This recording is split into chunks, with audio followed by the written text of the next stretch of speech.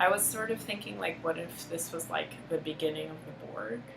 Back to Trekkie Tuesdays, where we were sufficiently entertained to make a video, this time by Mud, the second episode featuring Han Solo wannabe Harvey Mudd, uh, who has found himself a planet full of temporarily servile androids and has declared himself Mud the First, ruler of this planet, but soon is forced to help the Enterprise crew escape from them.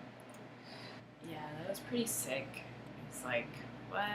I can kind of get behind the idea. He's like, I'm just going to make a gazillion women androids, but the fact that he keeps his, like, wife android locked in a closet just so that he can occasionally hear her nag him, it's, like, kind of disturbing.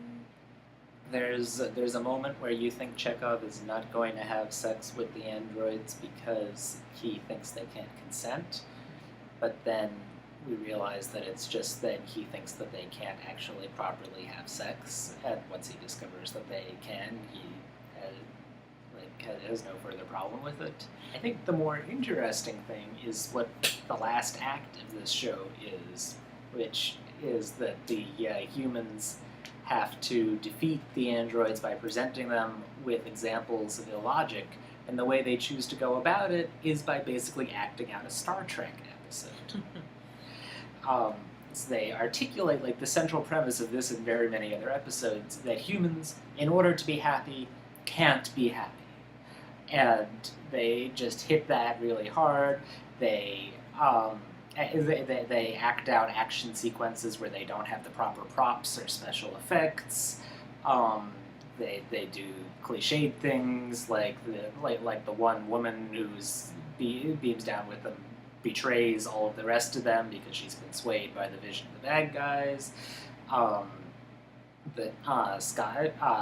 Scotty dies, and McCoy says to Kirk that he's dead. It's all stuff that would normally be played very seriously and actually happen in these episodes, and here they're just kind of gleefully acting it out because they know that the androids will find it ridiculous, so they're smirking all the while.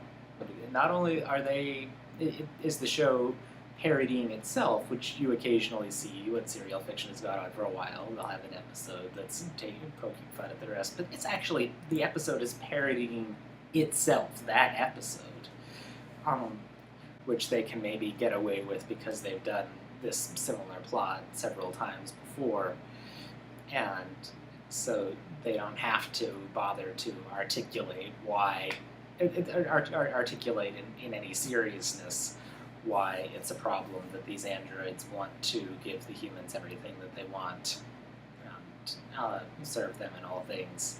It's just kind of taken as written that we need the status quo of humans flying around in a spaceship and getting their red shirts killed, and we can't really have any technological advancement or anything, and certainly no immortality, because that just wouldn't be human. Kirk says, human, that's the important word here. That's the best word to describe us. Humans are human. And he nods, because he said something very profound.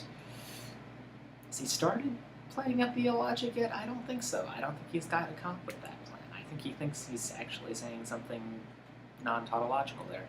Uhura alone is presented with the option for immortality, but I mean, I'm probably reading too much into this or something, but I mean, like, they're also, in addition to offering her immortality, are offering her eternal youth, but also a white body, like, because they're, like, saying, like, we could put you in this body. Do you disagree with that? Like, I don't know. I don't think we saw... I mean, they could have replicated just her, but, like, They all clearly of the have the other ability to androids do are that. white ladies, like, and a few true. other things. And I felt like that was sort of interesting, and I was so sad when she, like, pretended to accept because I thought she was really accepting it or something, and I, like, totally fell for it. And then when it's, like, clear that, like, no, of course not. I was like, yay, but I'm also like, wait, no, I want Uhura to live forever because she's awesome. But I don't know. I just thought that was sort of interesting. I probably am reading too much into that. I don't know. And they overall like seem like a pretty cool android group of folks. I mean, they like are pretty peaceful. They have like really strong, they're really strong for some reason. They can't be, or some weird line like they can't be overtaken by physical strength, and you're like, well, and none.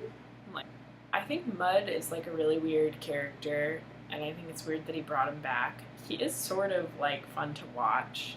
He reminds me a lot of you were saying Han Solo, but I think way more like Captain Hook from Peter Pan. Like, I think he's trying to be a space pirate. So the episode's title, I, Mud, is presumably a reference to Isaac Asimov's I, Robot. And Isaac Asimov very noticeably goes through, in his work, the way he depicts women. At first they are unattainable objects of desire, and then they transition pretty much instantaneously into horrible, nagging wives who are wrong about everything and who won't let their husbands have any fun. And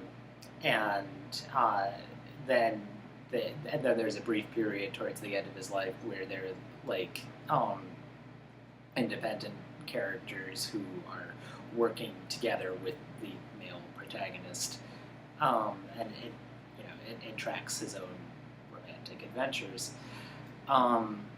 The utter one-dimensionality of Mud's wife, as she's depicted there, as the woman that the man is going into space to get away from and is driven, obsessed by his hatred of. It reminded me of.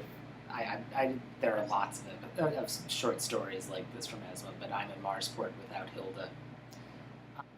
And then at the end, he's left to be tormented for all eternity by 500 copies of her, which seems actually excessive. You can see how it's poetic justice in exchange for him having, seemingly enslaved all of these androids, that he's now going to be enslaved by them, but he's clearly got some issues around this woman, and the fact that he's going to be tormented forever by them. Like, his sanity is going to melt immediately. Very personalized hell. Right, so the robot's weakness, illogic, this has become a classic,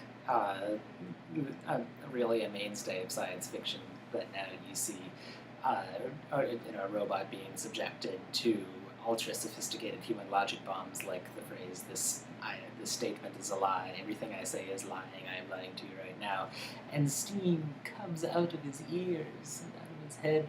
That's great.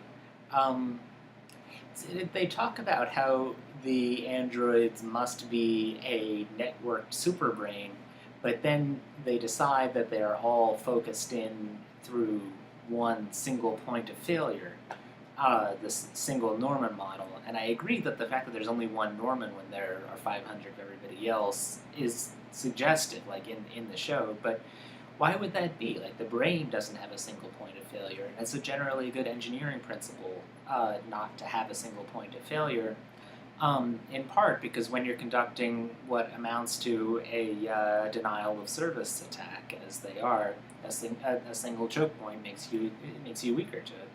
Yeah, but it's like maybe you can only have one.